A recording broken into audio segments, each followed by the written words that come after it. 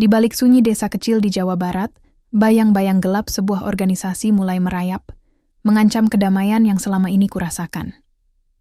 Warung ibu yang menjadi nafasku terancam oleh pemalakan yang tak kunjung usai, dan pilihan berat membentang di hadapanku. Apakah aku harus diam dan membiarkan keluargaku hancur, ataukah berdiri melawan, meski artinya harus melawan darah daging sendiri? Apa yang akan aku pilih ketika dunia menuntut aku untuk mengorbankan segalanya? Aku bernama Kido, seorang pemuda biasa yang tumbuh di desa kecil yang tersembunyi di dataran hijau Jawa Barat. Desa kami bukanlah tempat yang ramai atau modern, tapi di sini aku belajar arti kehidupan yang sesungguhnya, tentang keluarga, kebersamaan, dan perjuangan kecil yang terkadang terasa begitu berat. Pagi itu, udara masih dingin dan kabut tipis menyelimuti sawah-sawah di sekitar rumah kami. Aku duduk di bangku kayu tua di depan warung ibu, memandang jalanan tanah yang berdebu, menyapa setiap orang yang lewat dengan senyum kecilku. Warung ini adalah dunia kami, tumpuan hidup ibu setelah ayah pergi entah kemana bertahun-tahun lalu. Disinilah kami menggantungkan harapan, di setiap cangkir kopi panas dan sepiring nasi uduk yang kami jual. Ibu, Bu Rini, sedang sibuk menyiapkan dagangan. Matanya yang lelah, tapi penuh semangat bergerak cepat mengatur piring, menggoreng tempe, dan melayani tetangga yang mulai berdatangan. Aku selalu kagum pada ibu, bagaimana ia bisa tetap tegar di tengah segala keterbatasan. Kido, tolong ambilkan keranjang di belakang. Suara ibu memanggil dengan lembut. Aku beranjak, menyusuri halaman, kecil berumput sambil menghirup aroma tanah basah. Desa ini sederhana, tapi bagi kami, tempat ini adalah segalanya. Di seberang jalan, Pak RT sedang berbicara dengan beberapa bapak-bapak tetangga, membahas sesuatu yang aku tidak terlalu mengerti, tentang ormas baru, yang katanya mulai masuk ke desa kami, organisasi yang disebut Grip Jaya. Awalnya aku tidak terlalu peduli. Ormas? Sepertinya hanya sekumpulan orang yang ingin mengatur keamanan desa, pikirku. Tapi lama-kelamaan, cerita itu menjadi seperti bayangan gelap yang mulai menyusup ke warung ibu dan ke dalam kehidupan kami sehari-hari. Saat siang menjelang, seorang pria bertubuh tegap mengenakan jaket hitam datang menghampiri warung. Wajahnya keras dan tatapannya tajam. "Bayar iuran keamanan, Bu," katanya sambil menyerahkan selembar kertas kecil. Aku memperhatikan ibu yang menerima kertas itu dengan tangan gemetar, tapi dia hanya tersenyum pelan. Aku tahu, senyum itu bukanlah tanda setuju, melainkan kekuatan, untuk tetap berdiri meski dunia terasa semakin berat. "Ini untuk keamanan kita semua," suara pria itu seperti ancaman yang terselubung. Tapi ibu tidak berkata apa-apa selain mengangguk dan berbisik pelan, "Nanti kita bicarakan lagi." Malam itu, setelah warung tutup dan desa mulai sunyi, aku duduk di teras rumah memandang bintang. Aku merasa ada sesuatu yang berubah. Sebuah rasa takut yang tak terlihat, tapi bisa dirasakan oleh setiap detak jantungku. Aku ingin melindungi ibu dan warung kami, tapi aku tidak tahu harus mulai dari mana. Keesokan harinya, aku bertemu Acep, sahabatku sejak kecil. Kami berbincang tentang apa yang terjadi. Acep berkata, "Kido, mereka itu bukan hanya pengatur keamanan. Mereka mulai memaksa pedagang lain bayar lebih dari yang seharusnya. Kalau enggak, ada masalah." Mendengar itu, darahku mendidih. Bagaimana mungkin orang-orang yang seharusnya melindungi malah menjadi sumber ketakutan? Aku melihat ibu yang mulai lesu dan pelanggan yang makin jarang datang. Aku tahu, aku harus melakukan sesuatu. Namun, langkah pertamaku bukanlah dengan amarah, melainkan dengan mendengar. Aku pergi ke pasar, berbicara dengan pedagang lain, mencoba memahami apa yang sebenarnya terjadi. Dari bisik-bisik mereka, aku tahu Grip Jaya bukan sekadar organisasi biasa. Ada kekuatan yang bersembunyi di balik senyum mereka, sesuatu yang lebih gelap dari yang bisa kubayangkan. Hari-hari berikutnya berlalu dengan ketegangan yang semakin menebal. Setiap kali pria dari ormas itu datang, aku merasakan napas berat yang mengancam di sekitar warung ibu. Aku berdiri di sana, mencoba menjadi pelindung, meski aku merasa kecil dan tak berdaya. Tapi aku berjanji pada diriku sendiri, Aku tidak akan membiarkan warung ini dan ibu tersakiti. Di desa kecil ini, di antara sawah dan rumah sederhana, aku akan berjuang, meski harus melawan bayangan yang gelap dan berbahaya. Hari-hari di desa kami mulai terasa berbeda. Setiap pagi, suara burung masih berkicau, tapi di hati warga sudah tertanam rasa was-was yang sulit diungkapkan. Bayangan Ormas Gripjaya tidak hanya muncul dari celah-celah rumah, tapi juga menghantui pikiran setiap orang. Aku duduk di depan warung ibu, menatap jalan berdebu yang seperti biasa menjadi jalur para pedagang dan tetangga yang lalu lalang. Tapi kini, di sela-sela tawa dan sapaan, aku mulai menangkap bisik-bisik ketakutan. Beberapa pedagang yang biasanya ceria, kini terlihat murung dan cepat-cepat menutup dagangannya saat sore menjelang. Ibu sibuk menyiapkan makanan, namun matanya sering menoleh ke arah ujung jalan, di mana beberapa pemuda berseragam ormas itu berdiri, mengawasi setiap gerak-gerik warga. Mereka datang bukan sekadar untuk menyapa. Aku tahu, mereka membawa maksud lain. Siang itu, seorang lelaki besar dan berwajah garang datang ke warung kami. Tangannya membawa buku catatan kecil, dan wajahnya menunjukkan ketegasan yang sulit ditolak. "Iuran keamanan sudah waktunya, Bu," katanya dengan suara berat. Ibu menghela napas panjang. "Pak, warung kami belum mampu membayar lebih dari biasanya," jawabnya dengan nada lembut tapi tegas. Pria itu menatap lurus ke arah ibu, lalu matanya menyapu sekeliling warung. "Semua harus bayar, tidak ada pengecualian. Ini demi keamanan bersama," katanya seperti mengancam, tapi dibalut kalimat yang seolah-olah bijaksana. Aku merasakan darahku mendidih. Betapa tidak, warung ini adalah satu-satunya penghasilan ibu, dan beban itu terasa semakin berat setiap hari. Namun, aku tidak berani membalas. Aku hanya bisa berdiri di samping ibu, menyembunyikan rasa takut yang semakin tumbuh. Sore hari, aku bertemu Acep di dekat pasar. Wajahnya serius saat menceritakan apa yang dia lihat tadi pagi. Mereka sudah memukul pedagang yang menolak bayar, Kido. Pak RT hampir dipukuli juga kemarin. Ini bukan soal keamanan lagi, tapi pemaksaan. Aku mengangguk, mencoba menyerap informasi, itu dengan kepala dingin. Tapi hatiku bergejolak. Apakah aku harus diam saja? Aku tak ingin melihat ibu dan tetangga kami menderita. Malam itu, aku pulang dengan pikiran yang penuh. Ibu menatapku dengan mata sayu. "Kido, hati-hati. Jangan sampai kau terlibat masalah," katanya pelan, namun aku tahu ia khawatir lebih dari sekadar kata-kata itu. Aku tak bisa tidur.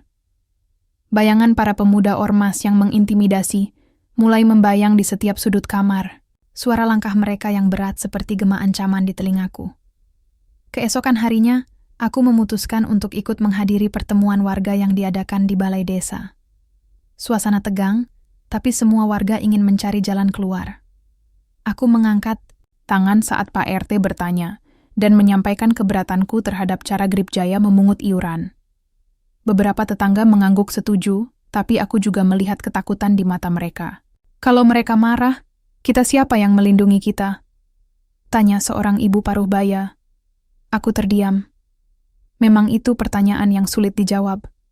Tapi aku yakin, membiarkan ketidakadilan berkuasa hanya akan membuat semuanya lebih buruk. Hari-hari berikutnya, aku mulai berkeliling desa, mengajak pedagang dan warga untuk bersatu. Aku tahu, aku mungkin terlalu muda dan tak berpengalaman, tapi aku tidak bisa membiarkan ketakutan menguasai kami. Namun, semakin aku mencoba membantu, semakin banyak ancaman yang datang. Suatu sore, saat aku merekam aktivitas para anggota ormas yang memaksa pedagang bayar lebih, Acep datang dan berkata, "Kido, hati-hati. Mereka mulai curiga pada kita."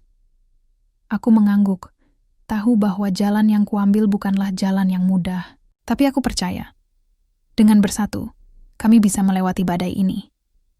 Di balik semua itu, aku merasa ada sesuatu yang lebih besar dari sekadar iuran. Ada rahasia yang disembunyikan oleh Gripjaya.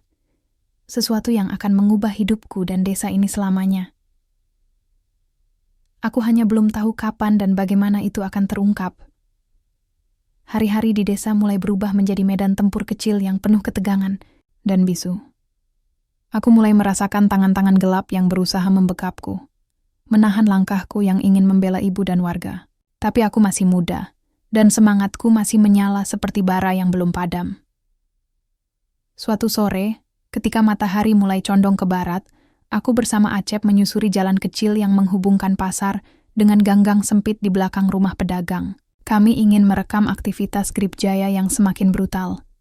Acep membawa ponsel tua yang sudah dimodifikasi untuk merekam tanpa suara, sementara aku mengawasi sekitar dengan waspada. Tiba-tiba, suara langkah berat dan geraman kasar menghentikan langkah kami. Dari balik sudut muncul 3 pria berseragam ormas. Mata mereka tajam, penuh curiga. "Apa yang kalian lakukan?" tanya salah satu dengan suara rendah dan mengancam. Jantungku berdetak kencang. Aku berusaha tetap tenang meski tangan mulai dingin. "Hanya berjalan, Pak," jawabku pelan, mencoba meredakan situasi. Tapi mereka tidak percaya. Dalam sekejap, Acep ditarik paksa, ponselnya dirampas, dan satu pukulan mendarat di wajahnya. Aku ingin membantu, tapi mereka menghalangiku dengan gerakan tangan yang cepat dan tegas. Aku hanya bisa menahan amarah, melihat sahabatku terjatuh, berdarah, dan terkapar di tanah. Malam itu, aku pulang dengan kepala berat dan hati penuh luka. Ibu melihat wajahku yang memar dan tangan yang terluka. "Kido, kau harus berhenti," katanya dengan suara gemetar, matanya dipenuhi air mata. Tapi aku tidak bisa. Aku tak bisa diam dan membiarkan mereka menindas kami begitu saja. Hari-hari berikutnya semakin berat. Warga yang sebelumnya berani mulai mengurungkan niatnya untuk melawan. Takut dengan ancaman yang selalu mengintai. Ibu pun mulai sering sakit, mungkin karena stres dan kelelahan. Warung yang dulu ramai, kini sepi. Aku merasa seperti berdiri sendirian di tengah badai. Aku mulai menyelidiki lebih jauh tentang siapa sebenarnya para anggota Gripjaya. Dari obrolan dengan Pak RT dan tetangga lain, aku tahu sebagian mereka adalah mantan tentara yang hilang kontak bertahun-tahun lalu. Mereka datang membawa pengalaman, tapi juga dendam dan luka lama yang belum sembuh. Di balik senyum paksa mereka, ada rahasia gelap yang tak bisa aku pahami sepenuhnya. Aku bertanya-tanya, apakah aku akan menemukan jawaban tentang ayahku yang hilang dalam kisah ini? Sementara itu, ormas itu semakin memperlihatkan wajah aslinya. Mereka bukan lagi pelindung desa, tapi penguasa yang menakutkan. Setiap kali aku melewati jalan utama, aku bisa melihat tatapan warga yang penuh ketakutan dan keputusasaan. Aku ingin sekali membuat semuanya menjadi lebih baik. Tapi aku tahu, jalan ini berbahaya dan penuh pengorbanan. Namun, di balik semua kesulitan itu, aku mulai belajar sesuatu yang penting, bahwa keberanian bukanlah tidak merasa takut, tapi tetap melangkah meski rasa takut menghantui. Aku harus terus maju, demi ibu, demi warung kami, dan demi masa depan desa yang kucintai. Malam di desa, kami tidak hanya gelap karena ketiadaan lampu jalan, tapi juga karena rahasia yang tersembunyi di balik tirai waktu. Suara-suara samar mulai terdengar, bisikan yang membuat hatiku bergetar dan pikiranku berputar tak tentu arah. Aku duduk di depan rumah, menatap remang lampu yang menyorot ke arah jalan setapak. Acep datang membawa sekeping kertas lusuh yang didapatnya dari seorang jurnalis warga yang beberapa hari lalu datang ke desa kami. "Kido, baca ini," katanya sambil menyerahkan kertas itu padaku. Isinya berupa catatan nama-nama orang yang pernah menjadi anggota Gripjaya. Beberapa nama aku kenal, tapi yang membuatku tertegun adalah sebuah nama yang tak pernah kuduga, nama ayahku. Jantungku berdegup keras. Ayahku. Apakah benar ia pernah terlibat dengan organisasi ini? Apakah ia masih hidup? Ataukah selama ini aku hanya berharap pada bayangan kosong? Aku mencoba menyatukan potongan-potongan cerita yang selama ini samar. Pak RT pernah bilang, banyak anggota ormas itu adalah mantan tentara yang hilang kontak bertahun-tahun lalu. Mungkinkah ayahku adalah salah satunya? Rasa penasaran mengalahkan rasa takut. Keesokan harinya, aku mulai bertanya pada tetangga yang lebih tua, mencoba menggali informasi tentang ayahku. Namun, mereka hanya menggeleng, takut bercerita atau mungkin memang tak tahu. Seorang perempuan paruh baya bernama Bu Rahmi, tetangga dekat kami, akhirnya memberanikan diri. Dulu, sebelum pergi, ayahmu sering bercerita tentang mimpi yang belum tercapai. Tapi setelah itu, dia menghilang tanpa kabar. Katanya pelan, matanya penuh duka. Aku merasakan getaran aneh di dalam dada, rindu yang tertahan, dan sekaligus kebingungan yang membakar. Malamnya, aku bertemu jurnalis warga yang membawakan kertas itu. Namanya Raka, lelaki muda dengan mata penuh semangat. "Kido, kamu harus hati-hati. Grip Jaya bukan hanya organisasi biasa. Mereka punya kekuatan dan rahasia yang tak banyak diketahui orang," katanya. Dia menunjukkan foto-foto dan rekaman yang berhasil dikumpulkannya. Beberapa anggota ormas tampak beraksi, memungut iuran dengan kekerasan, bahkan ada tanda-tanda keterlibatan dalam kegiatan ilegal. Tapi yang paling mengejutkan adalah keterlibatan ayahku dalam beberapa foto itu. Aku menatap foto pria paruh baya dengan mata yang sama seperti ayahku, berdiri di tengah kelompok dengan wajah yang tidak lagi aku kenal. Ada bayang-bayang luka dan kelelahan yang terpancar. Pertanyaan besar muncul dalam diriku, mengapa ayahku ada di sana? Apakah ia memilih jalan itu, atau ada sesuatu yang memaksanya? Hari-hari berikutnya aku bergumul dengan perasaan yang bercampur aduk, antara ingin mengerti dan marah, antara cinta dan kecewa. Namun satu hal yang kutahu pasti, aku harus mencari jawaban. Untuk ibu, untuk diriku sendiri, dan untuk masa depan desa kami. Aku tahu, suara dari balik gelap itu tidak akan berhenti sampai aku menghadapinya. Langit pagi itu tampak muram, seolah tahu bahwa hari ini akan berbeda dari hari-hari sebelumnya. Aku duduk di depan warung ibu, memandangi jalan desa yang lengang. Udara dingin menusuk tulang. Tapi ada sesuatu yang jauh lebih berat menghimpit dadaku. Berita yang kubawa dari pertemuan warga malam sebelumnya. Warga mulai berkumpul, perlahan namun pasti, untuk membicarakan perlawanan terhadap Grip Jaya. Semangat itu menyala di mata mereka, tapi aku tahu, nyala itu belum cukup untuk menepis bayangan ketakutan yang bersemayam lama. Malam itu, di balai desa, aku berdiri di antara warga yang hadir. Suasana penuh ketegangan, bisik-bisik harapan bercampur dengan rasa takut. Aku melihat ibu, duduk di pojok ruangan, matanya yang lelah namun penuh doa menguatkanku. "Ini saatnya kita berdiri bersama," ucapku dengan suara yang bergetar tapi penuh tekad. "Kalau kita diam, mereka akan terus menindas kita. Kita harus lawan, tapi dengan cara yang benar." Beberapa warga mengangguk, tapi aku tahu itu baru awal. Perlawanan bukan hanya soal keberanian, tapi juga strategi dan kekompakan. Hari-hari berikutnya aku dan Acep mulai menyusun rencana. Kami mengajak para pedagang untuk bersatu, menolak membayar iuran yang tidak masuk akal. Kami mulai merekam setiap tindakan anggota Grip Jaya sebagai bukti. Namun, tindakan itu tak lepas dari risiko. Suatu sore, saat aku mengunjungi warung tetangga yang menolak bayar iuran, aku melihat wajah-wajah tegang dan ketakutan. "Mereka datang tadi malam," kata Pak Wira, pedagang sayur. "Mengancam dan memukuli yang menolak. Aku merasakan darahku mendidih. Ketidakadilan ini harus dihentikan." Di tengah usaha kami, berita tentang kedatangan pasukan TNI ke desa mulai terdengar. Mereka dikabarkan akan melakukan operasi untuk menertibkan Grip Jaya yang sudah dianggap berbahaya oleh pemerintah. Ketegangan semakin meningkat. Warga terbagi antara yang berharap bantuan militer datang dan yang takut akan dampak operasi itu. Aku sendiri merasa bingung. Apakah pasukan itu akan menjadi penyelamat atau justru membawa lebih banyak masalah? Suatu malam aku bermimpi tentang ayah. Wajahnya samar, tapi matanya penuh kesedihan. Dia berkata, "Kido, jaga ibu dan warung. Pilihlah jalan yang benar." Aku terbangun dengan hati berdebar. Pesan itu seperti beban sekaligus penguat. Hari-hari makin berat saat Grip Jaya mulai menebar ancaman lebih nyata. Warung ibu dipasang tanda hitam sebagai peringatan. Aku merasakan semua mata desa tertuju pada kami, seolah kami sudah dianggap musuh. Namun, aku tak bisa mundur.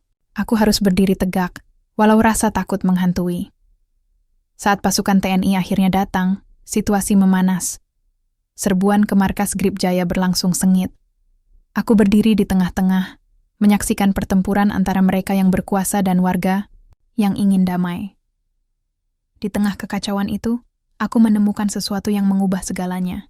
Sebuah wajah yang kukira hilang selama ini, ayahku. Dia berdiri di barisan ormas, dengan mata yang sama seperti dalam mimpiku, namun penuh luka dan penyesalan. Jantungku nyaris berhenti.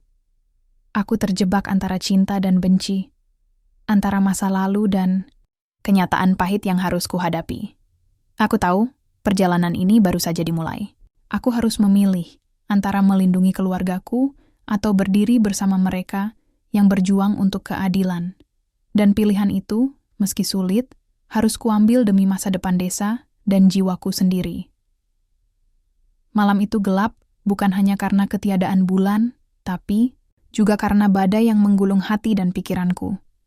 Suara tembakan dan jeritan memenuhi udara, sementara desa yang selama ini kukenal berubah menjadi ladang peperangan. Serbuan TNI ke markas Grip Jaya telah membawa kehancuran yang tak pernah kubayangkan sebelumnya. Aku berdiri di pinggir jalan, bersembunyi di balik tembok batu yang retak. Tubuhku bergetar, bukan hanya karena dingin, tapi karena ketakutan dan kebingungan yang menguasai jiwa.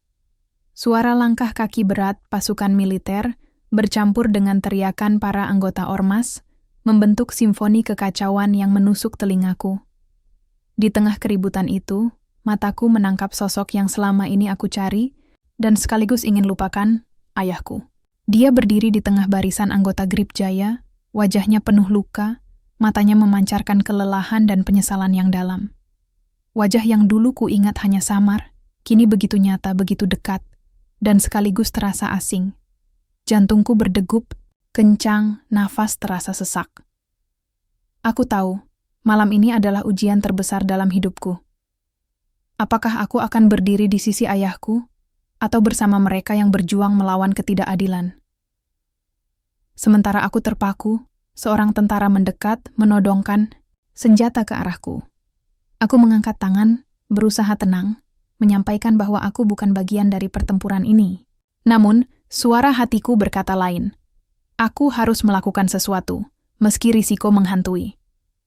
Dalam kekacauan itu, aku melihat ibu berdiri di depan warung. Wajahnya penuh ketakutan, tapi juga keteguhan. Aku tahu dia menungguku, berharap aku akan memilih jalan yang benar. Tapi apa itu jalan yang benar ketika yang kuhadapi adalah ayah kandungku sendiri? Tiba-tiba, sebuah ledakan mengguncang, memecah keheningan malam dengan gemuruh yang memekakkan. Debu dan asap memenuhi udara, mengaburkan pandanganku. Aku terhuyung, hampir terjatuh, tapi segera sadar bahwa aku harus bergerak. Aku mendengar suara-suara, teriakan yang bercampur antara kemarahan dan kepedihan. Dalam suara itu, aku menangkap panggilan nama yang tak asing, ayahku. Dia terjatuh, terluka parah, namun masih berusaha berdiri, melindungi seorang anak kecil dari tembakan yang melesat. Di saat itu, semua keraguan, semua kebencian dan cinta bercampur menjadi satu. Aku berlari, menembus asap dan kekacauan, berusaha mencapai ayah yang selama ini menjadi misteri dalam hidupku. Ketika aku berhasil mendekat, tatapan matanya bertemu dengan mataku. Ada kehangatan yang tak terduga, sekaligus kepedihan yang mendalam. Kido. Suaranya parau, penuh penyesalan. Aku menatapnya, mencoba memahami. Ayah, kenapa? Kenapa kau melakukan ini? Tanyaku dengan suara serak. Dia menghela napas panjang. Aku tak punya pilihan, nak. Ini semua demi melindungi kalian, demi desa ini, meski caraku salah. Aku terdiam, dada terasa sesak. Kata-katanya seperti pisau yang menusuk hati, namun juga membuka pintu pengertian yang selama ini tertutup. Namun, suara tembakan kembali terdengar, memaksa kami berpisah. Aku menggenggam tangan ayahku sekuat tenaga, berjanji dalam hati akan mencari jalan keluar dari mimpi buruk ini, jalan yang bisa menyatukan keluargaku dan desa kami. Malam itu, aku berdiri di persimpangan api, antara masa lalu dan masa depan, antara cinta dan perlawanan. Aku tahu, keputusan yang kuambil akan mengubah hidup kami semua selamanya. Aku harus memilih, dan aku harus siap menerima konsekuensinya. Matahari pagi menyelinap pelan-pelan melalui celah-celah daun, menerangi desa yang kini dipenuhi bekas luka. Suara gemuruh pertempuran semalam masih bergema di telingaku, seakan tak ingin hilang dari ingatan. Debu dan abu masih menggantung di udara, membawa aroma getir dari kehancuran yang baru saja terjadi. Aku duduk di sudut ruang tamu rumah, menatap ke arah ibu yang sedang membenahi meja makan dengan gerakan pelan dan hati-hati. Wajahnya yang biasanya cerah kini terlihat muram, garis lelah terukir dalam-dalam di wajahnya. Namun, di balik semua itu, ada kekuatan yang membuatku terdiam.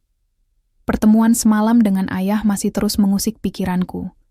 Sejak dia terbaring di rumah sakit, keadaan menjadi semakin rumit. Aku harus menjaga rahasia tentang identitasnya, takut kalau kabar itu menyebar dan menimbulkan masalah yang lebih besar untuk keluargaku dan desa. Dokter berkata, kondisi ayahku kritis tapi stabil. Luka tembaknya cukup parah, dan dia butuh waktu untuk pulih. Tapi aku tahu, luka di tubuhnya bukan satu-satunya yang harus disembuhkan. Luka di hati dan jiwa juga sangat dalam. Setiap malam aku duduk di samping ranjangnya, mencoba memulai percakapan yang sulit. Ayah, aku ingin mengerti, kataku pelan. Kenapa kau memilih jalan ini? Dia menghela napas panjang, matanya menatap kosong ke langit-langit kamar. Kido, aku dulu juga punya mimpi seperti kau, tapi hidup kadang memaksa kita untuk memilih antara yang kita inginkan dan yang harus kita lakukan. Kata-katanya menusuk jiwaku. Aku merasa seperti berdiri di tepi jurang, antara kemarahan dan pengertian. Bagaimana bisa aku membenci seseorang yang telah berjuang meski dengan cara yang salah? Desa mulai pulih, tapi bekas luka masih terlihat jelas. Warung ibu kembali ramai, meski dengan wajah-wajah yang masih menyimpan ketakutan. Aku dan Acep terus berusaha membangun solidaritas warga, mengajarkan bahwa kekuatan sejati datang dari kebersamaan, bukan kekerasan. Namun, tak mudah menghapus bayang-bayang Grip Jaya. Beberapa anggota yang tersisa masih berkeliaran, menyebar, ancaman dan ketidakpastian. Suatu malam, aku menerima pesan anonim yang berisi peringatan, agar aku berhenti mengusik mereka. Aku duduk termenung, memikirkan semua risiko yang kami hadapi. Tapi aku tahu, mundur bukan pilihan. Aku ingin membangun masa depan yang lebih baik, bukan hanya untuk keluargaku, tapi juga untuk semua yang hidup di desa ini. Di tengah semua itu, aku mulai menulis.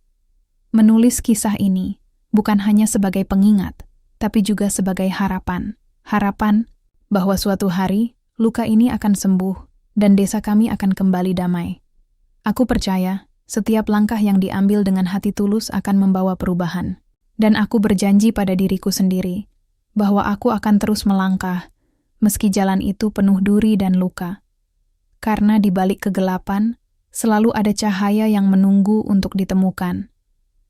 Suara alam pagi menyapa dengan lembut, membawa aroma tanah basah dan daun yang segar. Setelah hujan deras semalam, udara desa terasa lebih bersih, seolah bumi pun ingin memberi kesempatan baru. Namun, di dalam hatiku, badai masih berkecamuk.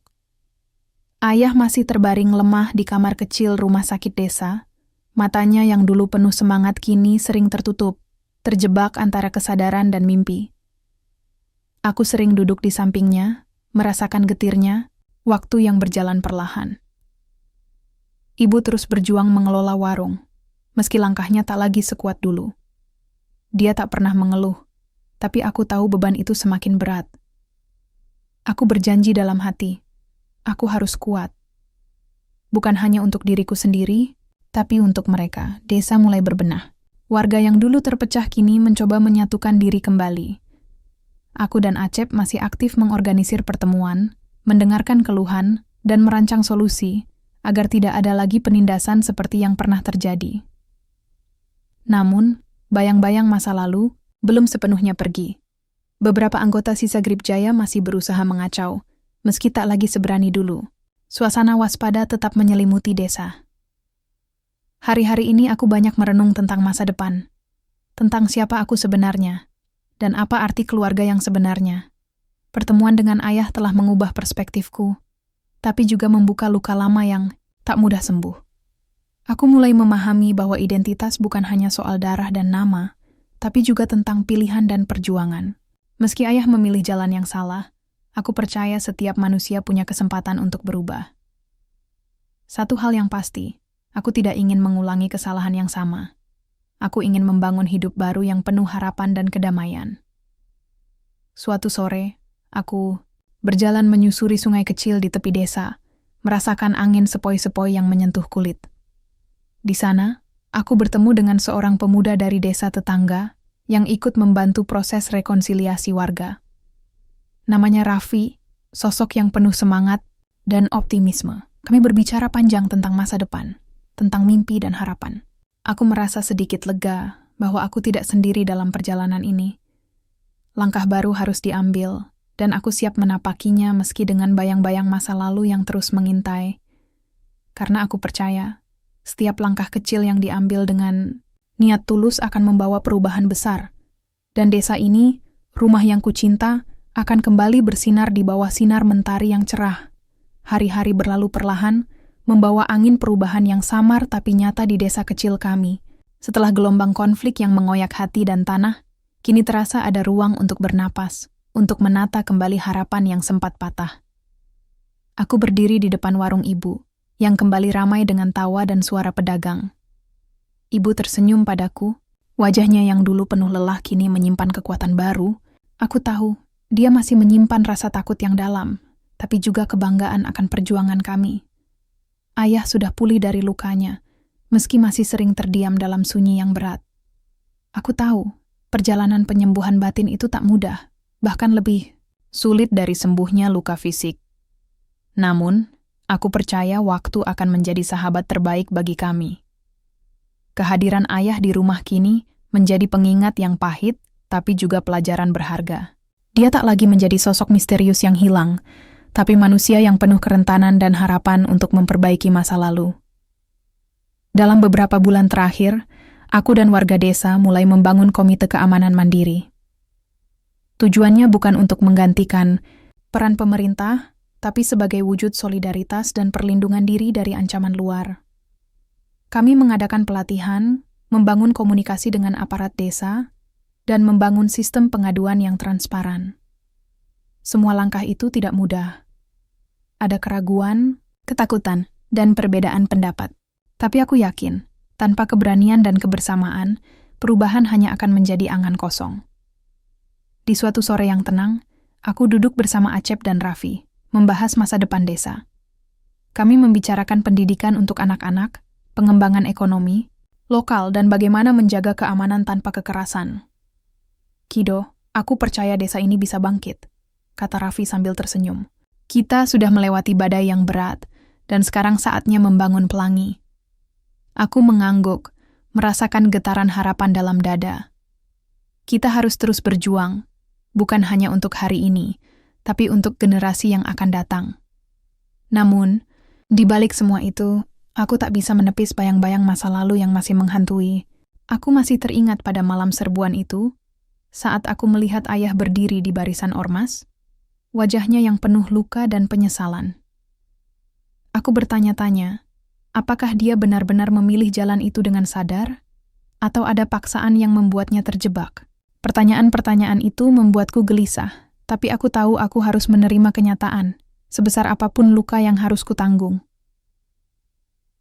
Di tengah perjalanan membangun kembali desa, aku juga mulai menulis kisah kami secara lebih serius. Aku ingin cerita ini menjadi saksi, bukan hanya untuk kami yang hidup di masa ini, tapi juga untuk anak cucu kami kelak. Menulis memberiku kekuatan baru. Mengurai benang kusut kenangan dan luka, mencari makna di balik setiap peristiwa. Aku ingin agar kisah ini menjadi cermin, agar kita semua belajar dan tidak mengulangi kesalahan yang sama. Suatu malam, aku duduk di meja kayu usang di sudut rumah, Menulis dengan tekun, suara angin berbisik melalui jendela terbuka, membawa harapan dan ketenangan. Tiba-tiba, ibu masuk dengan segelas teh hangat. Dia duduk di sampingku, menggenggam tanganku dengan lembut. "Kido, aku bangga padamu. Kau telah memilih jalan yang sulit, tapi mulia." Aku menatapnya, mata kami bertemu dalam keheningan yang penuh arti. Aku tahu, aku tidak berjalan sendiri. "Terima kasih, Bu. Semua ini untuk ibu, untuk ayah, dan untuk desa yang kita cintai." Keesokan harinya, aku berjalan menyusuri jalan desa yang kini dipenuhi warna-warni kehidupan. Anak-anak bermain di lapangan, pedagang berjualan dengan senyum, dan tetangga saling menyapa hangat. Di ujung jalan, aku melihat ayah duduk di bangku kayu, menatap langit senja yang berwarna jingga. Aku mendekat, duduk di sampingnya.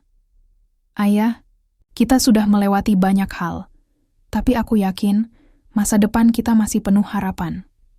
Dia menoleh, tersenyum tipis, dan menggenggam tanganku erat. "Kido, aku bangga padamu, anakku.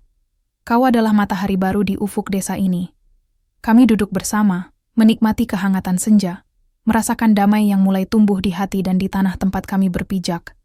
Dan aku tahu, meski perjalanan ini belum berakhir, aku siap melangkah ke depan dengan hati yang penuh cinta dan keberanian. Karena di balik setiap luka, selalu ada kekuatan untuk bangkit. Senja kali ini terasa berbeda. Aku berdiri di ujung jalan desa, memandangi langit yang perlahan berubah warna. Dari kelabu mendung menjadi jingga lembut, lalu ungu dan biru malam. Pelangi tipis muncul di ufuk barat, membelah awan yang masih tersisa.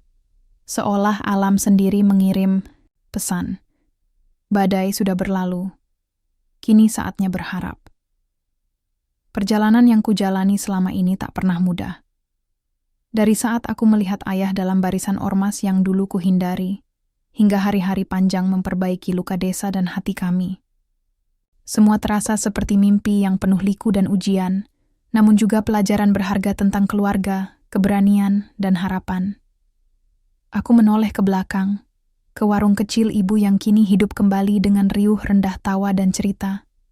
Warung itu bukan sekadar tempat berjualan, tapi jadi saksi bisu perjuangan kami.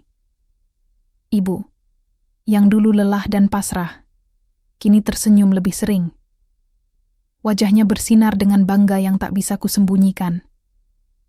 Ayah sudah kembali menjadi bagian dari keluarga, meski bayang-bayang masa lalu kadang menyapanya. Aku melihat perubahan dalam dirinya, seorang pria yang berusaha menebus kesalahan, mencari jalan damai, dan belajar mencintai kembali dengan tulus.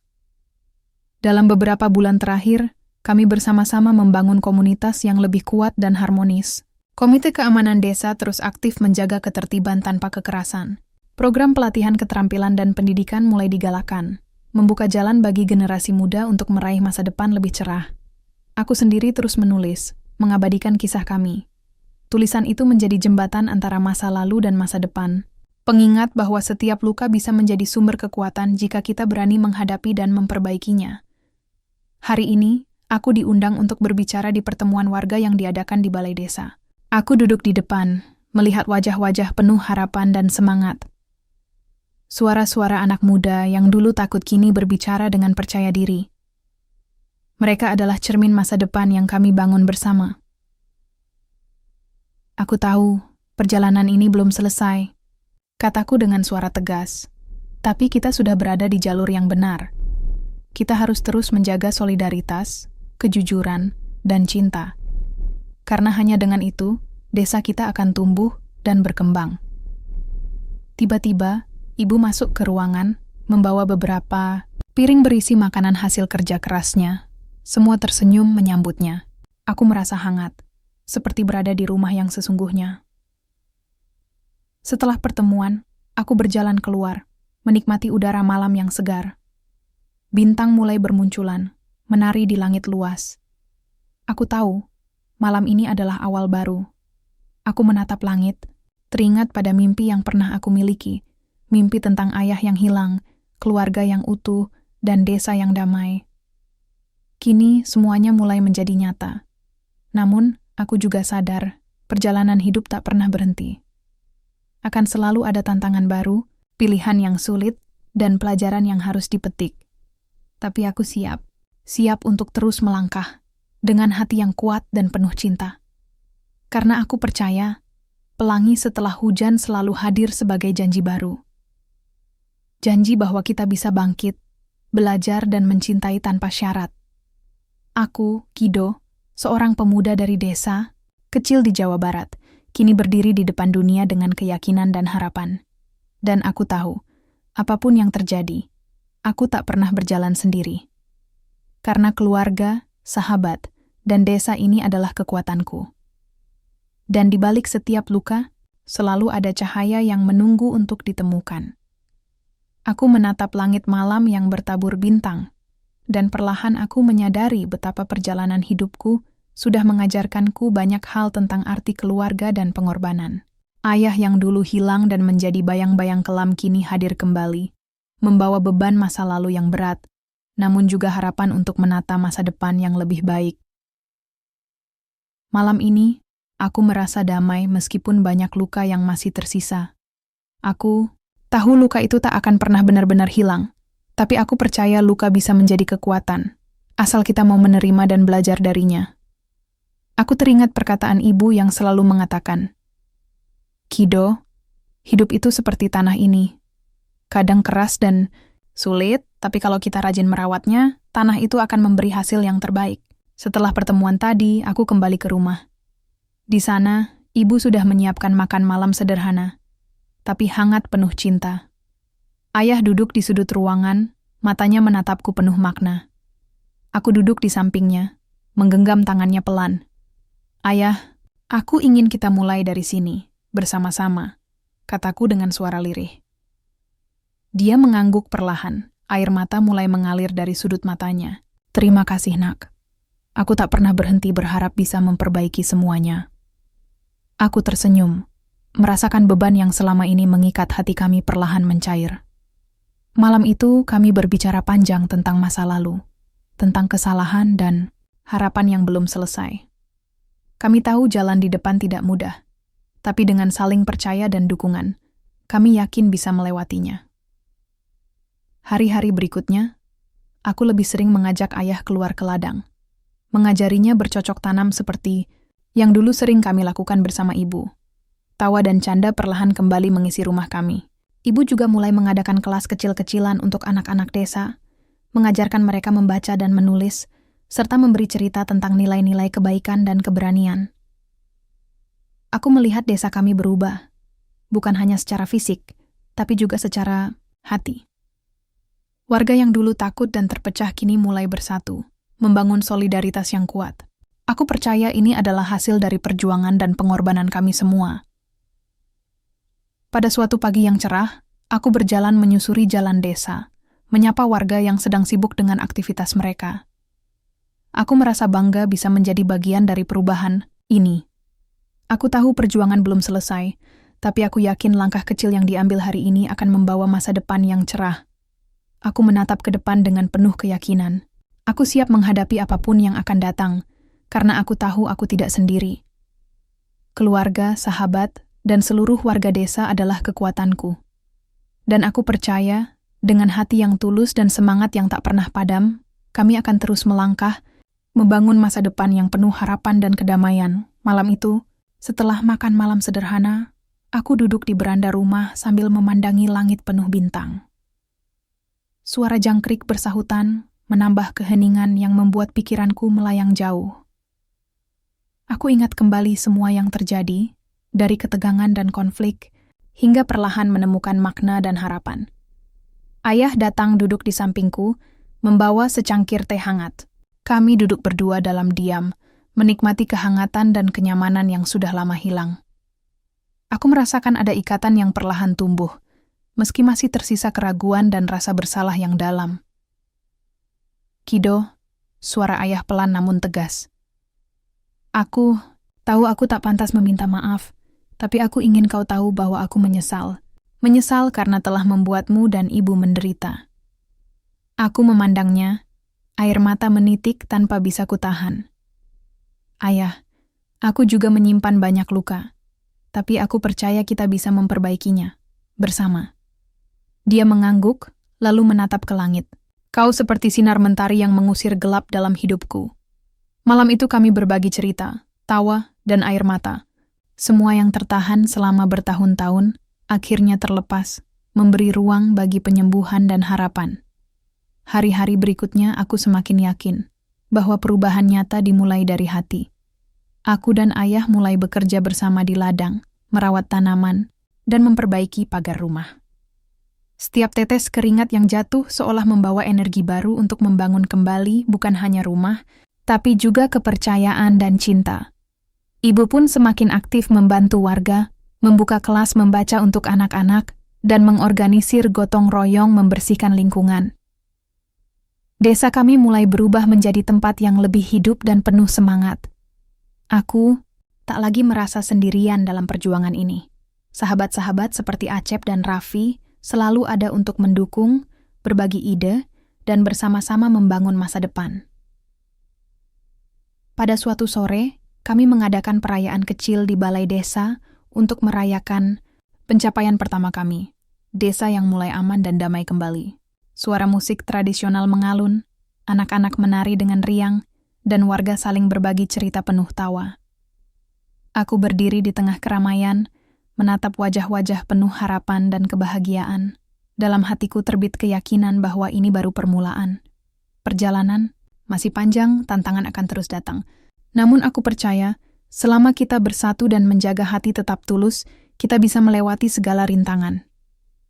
Aku, Kido, seorang pemuda dari desa kecil di Jawa Barat, kini siap melangkah ke depan dengan penuh keyakinan dan cinta. Pelangi setelah hujan, itu nyata. Dan aku berjanji untuk terus menjaga cahaya itu, agar desa dan keluargaku selalu diberkahi kedamaian.